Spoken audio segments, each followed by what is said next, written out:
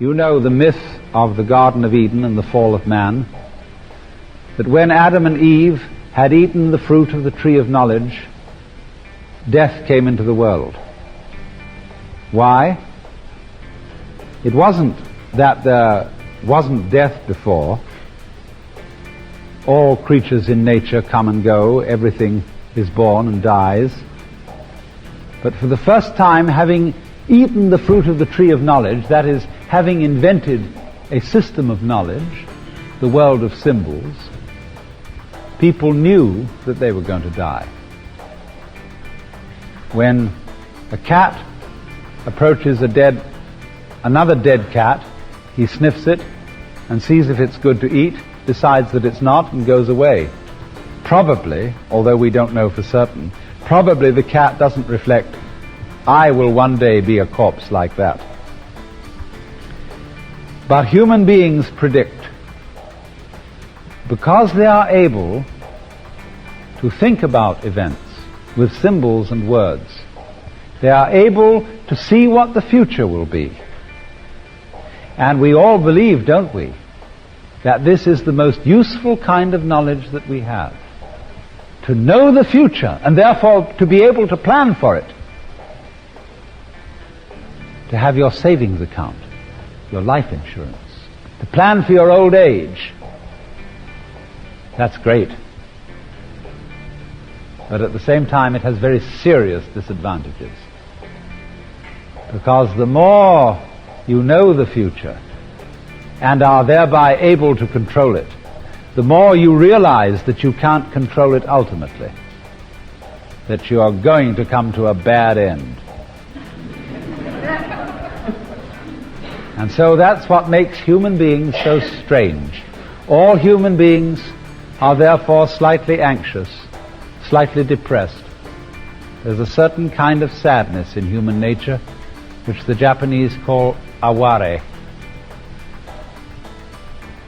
a melancholy deep down in us, because we know, in the words of the song, but it all comes apart in the end.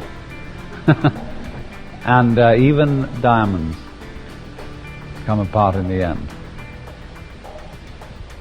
And so it's a curious thing whether a human being is really a logical construction. It's a great question.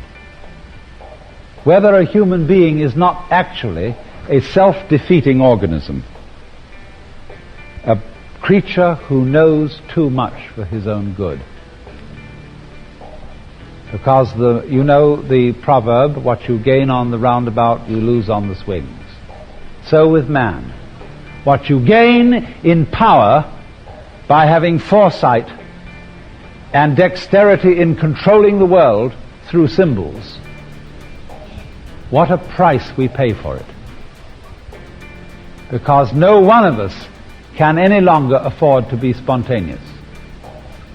Imagine a life in which you don't have to take any provision for the future. You do just what you feel like on impulse. Now, you would make many mistakes, and you might do things that would be quite fatal, like a moth, which can't distinguish between a candle and the sex call of a female. And so it flies straight into the flame and it blows up. Is that too bad? In a way, from the standpoint of the universe, it's a fairly good arrangement, because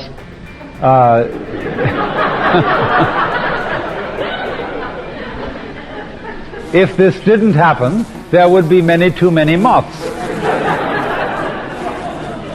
And every time a moth plunges into the flame, it's a sudden disaster.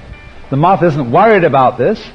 I mean, it doesn't have anxiety about it before it happens, and the moth goes out, just like that, with a glorious explosion. And so in the same way, all these creatures who don't think what to do next, cats don't lie awake at night worrying about what contracts they're going to have to make the next day.